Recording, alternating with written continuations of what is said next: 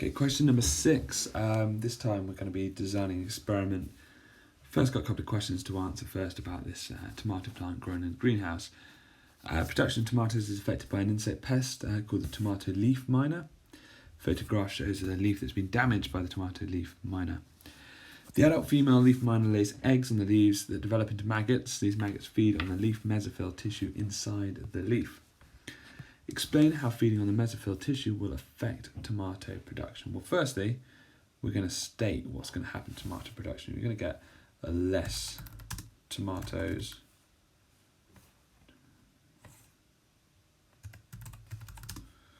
being produced. Oh, I can't spell today. So that's just the idea of lower production. That's what's going to happen. Why is that? Well, with less mesophyll tissue,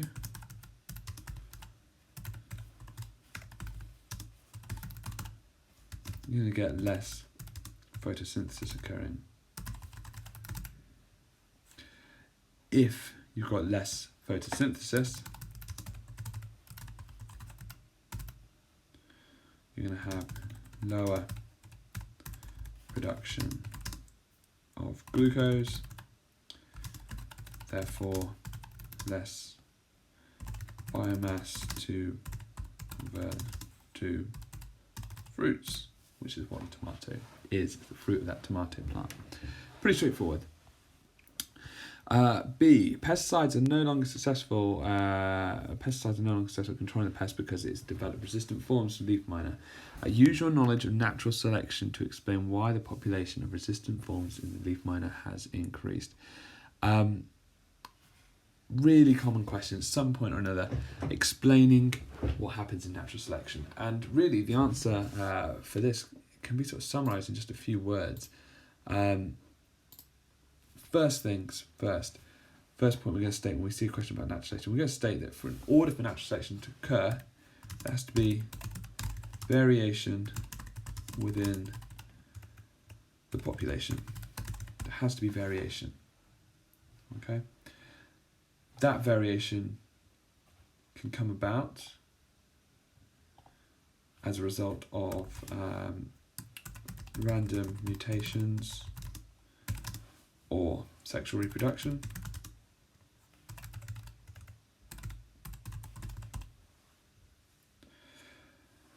Some of those variations, okay, is going to lead to resistance. Okay, so one of those resistance genes that might have mutated or just come around as sort of a random combination of alleles, those resistant genes are going to, so the resistant leaf miners are going to survive when non-resistant will die. If they survive, the resistant miners can reproduce, so survive and reproduce. When they reproduce, they pass on the resistant allele to their offspring. And what's going to happen is, over time, so over many generations, the frequency of the resistance allele will increase through the population. It's really important that you learn these steps. Okay, these will apply to any kind of question about the development of a particular characteristic through natural selection. So we start off by saying there must be variation within the population. We talk about how that variation came about, either through mutation or sexual reproduction. Important to identify that any of those that have a beneficial mutation, so in this scenario it was resistance to that, it could be any whatever beneficial scenario, beneficial characteristic, in this case it's resistance. Those ones that have the resistant or the beneficial characteristic survive, okay, and they reproduce.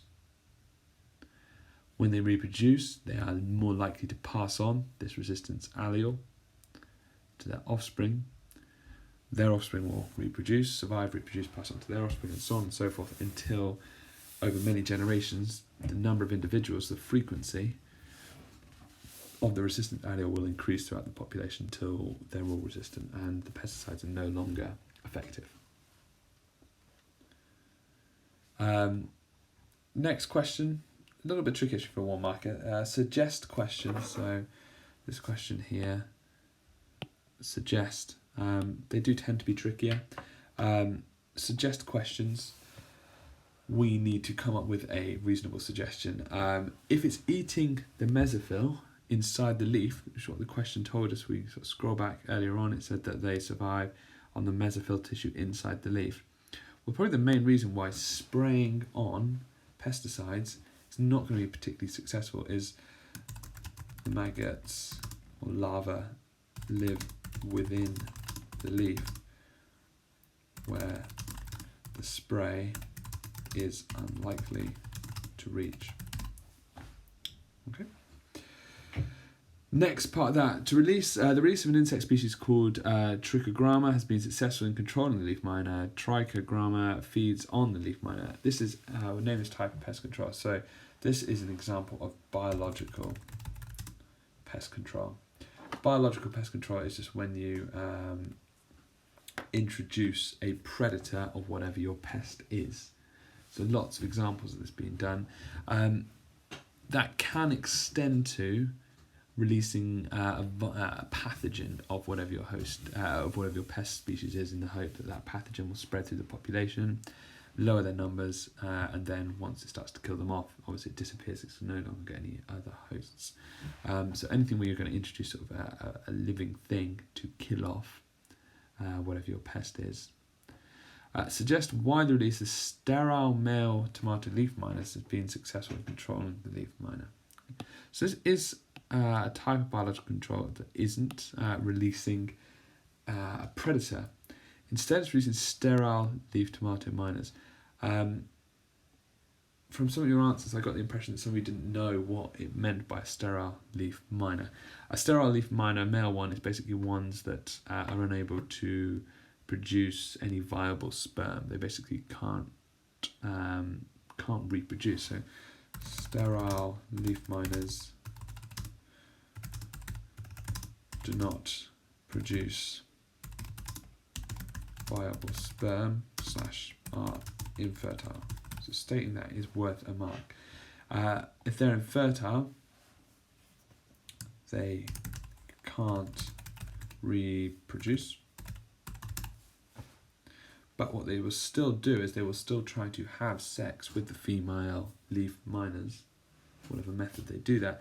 So they're still going to compete with fertile male leaf miners, which overall, when they are competing, is going to lead to lower numbers offspring being produced each generation. Every time that the male leaf, the sterile ones come in, they try and compete with the fertile male ones. Every time they succeed, that's kind of one less mating event that occurs with the fertile ones. It has drawbacks. Often a lot of species will mate with multiple males, so that wouldn't count in that case. But it's going to increase competition for kind of successful breeding of this pest and hopefully lower its number over time. Right, last part of question 6. This classic statement, we've worked on this a little bit in revision now, but design and investigation. You should all be a lot more confident in answering these questions now. When you see that design and investigation, we should start thinking CORMS.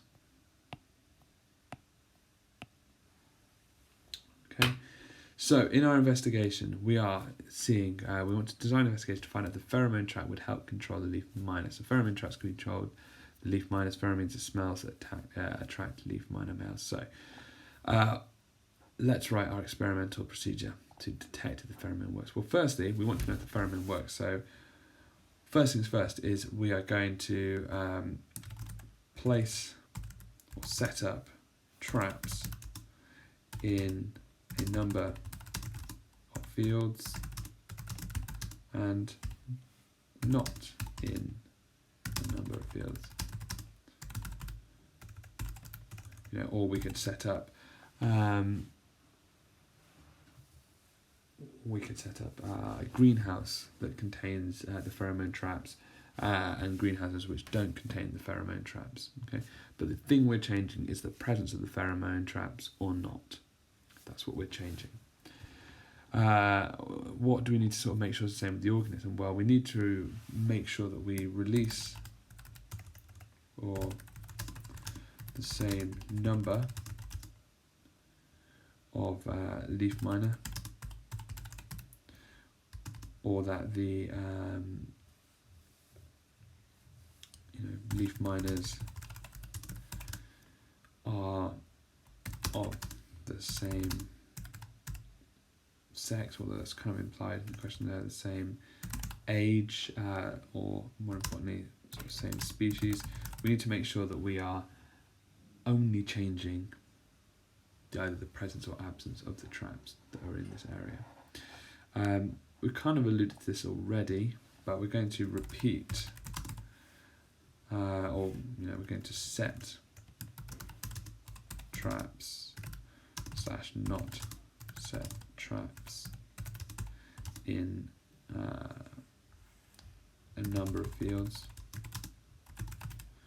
A better way to say that, maybe we could say set up traps in 3 fields and not in 3 fields, something like that.